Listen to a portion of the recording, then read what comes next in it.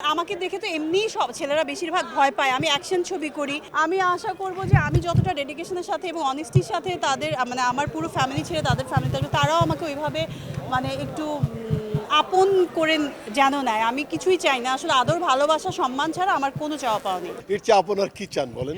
বউ হিসেবে পাচ্ছি, ও বেশি বউ একটা এক্সপেরিয়েন্স। একটা অতীত। বউ করার পরে যত সমস্যাই হোক না কেন, যত নির্যাতনই করুক না কেন, আমি পাশে দাঁড়াবো। কি মনে হয় আমি খারাপ গল্পের ছবি করি?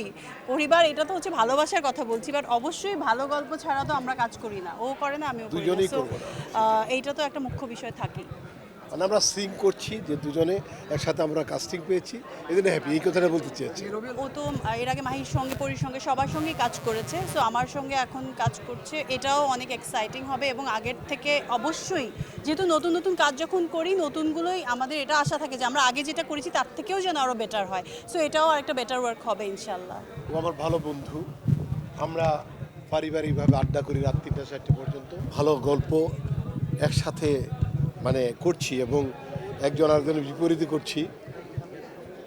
আশা করছি যে মুভিটা একটা চমৎকার একটা চমক থাকবে এবং আমাদের বেস্ট দিয়ে আমরা কাজটা করব। বউ একটা দায়িত্বের জায়গা। বউটা সবাই যে ফ্যাসিনেটিং একটা মানে নাম বউ বউ বউয়ের আসলে দায়িত্বের শেষ নাই। আমাদের দেশে হোক বাইরে হোক, বাইরে একটু কম, আমাদের দেশে অতিরিক্ত। বউয়ের কাছ থেকে অনেক এক্সপেকটেশনস মানুষের। সে যে একটা মানুষ, তারও যে কিছু চাহিদা আছে বা তারও যে একটু ফ্রি টাইম দরকার কিছু, এটা কেউ ভাবে না কখনো, এখনও ভাবে না তেমন একটা। মেয়েরা নিজের জায়গাটা নিজেরা ক্রিয়েট করে। ওইটার একটা জিনিস আমাকে টাচ করেছে যে আমি যদি কিছু দেখাতে পারি বা আমার ছোট্ট জায়গা থেকে কিছু যদি ক্রিয়েট করা যায়।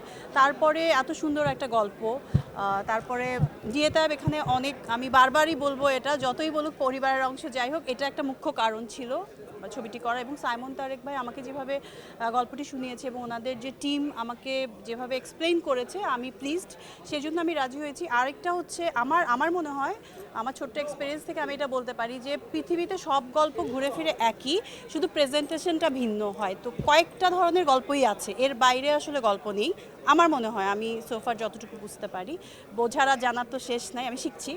তো এটাও ওরকমই একটা গল্প, বাট ভিন্ন প্রেজেন্টেশন। অবশ্যই নতুন কিছু এক্সপেক্ট তো মানুষ করে, কিন্তু কিছু যেমন আমার ফ্যামিলি ব্যাকগ্রাউন্ড থেকে আমি যা শিখেছি, সেটা যদি আমি চাঁদেও চলে যাই সেটা ভুলবো না। কিছু শেকড় আছে আমাদের দেশে, কিছু বাংলা নাম আছে, যেমন নোলক বললে, বউ বললে, এগুলা থেকে দূরে সরে যাওয়াটা মানে আমার কাছে এটা ঠিক মনে হয় না। আমার মনে হয় যে আমরা যতই মডার্ন হয়ে যাই, যতই আপার ক্লাসে চলে যাই বা একেবারে চাঁদে চলে যাই, তারপর আমাদের শেকড় ধরে রাখা উচিত। তো এটা একটা অংশ, এটা একটা চিরাচরিত গল্প।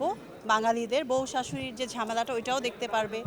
এবং যে ধরনের একটা পারিবারিক একটা ঝামেলা থাকে, সেটা অশিক্ষিত শিক্ষিত মানে lower class, lower middle class, upper class সব ফ্যামিলিতে আসলে থাকে। তো সেই সমস্যাগুলোর কিছু ছিটেফোঁটাও থাকবে। আবার আমাদের কেমিস্ট্রি মানুষ প্রথমবার দেখতে পাবে, এটাও একটা ইন্টারেস্টিং ওয়ে। এবং 10 জন ডিরেক্টরের টিম নিয়ে ছবিটি করবে, সো এটাও অনেক এক্সাইটিং একটা ব্যাপার। সো মানুষের দেখার অনেকগুলো কারণ আছে। এবং এখানে ববি আছে, জিয়েতাব আছে, কেন দেখবে না? ও বেশি ও এক্সপেরিয়েন্স। একটা অতীত, আমাদের অতীত নিয়েই কিন্তু আমরা চলি। 70 80 90 2010 20 ট্রেডিশন যাই বলি না কেন, বউ তখনও ছিল, এখন আছে। পরেও বাট থাকবে। তখনের যে ইন ফিউচারে থাকবে, হয়তো ওয়াইফ হয়ে আসবে তখন। তো আমার মনে হয় গল্পের ভেরিয়েশন তো অবশ্যই থাকবে। তখন ছিল বউ একরকম, এখন হলো মোবাইল ফোন, এখন ডিজিটাল সব কিছু। মানে এখনের সমস্যাগুলো একটু ভিন্ন টাইপের হবে, মানে লেটেস্ট ক্রাইসিস হবে, ডিজিটাল ক্রাইসিস, সেটা মুভ করবো আমরা। তবে আমি মনে করি ওর ওর মানে ওকে বউ করার পরে যত সমস্যাই হোক না কেন, যত নির্যাতনই করুক না কেন, আমি পাশে দাঁড়াবো। আমি পাশে দাঁড়িয়ে তাকে রক্ষা করবো। Thank কারণ you so much. অনেক This is অনেক called ভালোবাসার family. মানুষ আমার।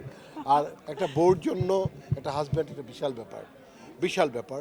হাজব্যান্ড যদি ভালো হয়, ভালো হাজব্যান্ড। মানে হাজব্যান্ড কিন্তু মাকেও বাদ দিবে না, বউকে বাদ দিবে না, না, বোনকে না, বাদ না, দিবে না, না। কখনোই সেই না। ভালো হাজব্যান্ড যে ম্যানেজ করতে পারে, ভালো গুড ম্যানেজার, আমি বোধহয় এই গল্পের তাই।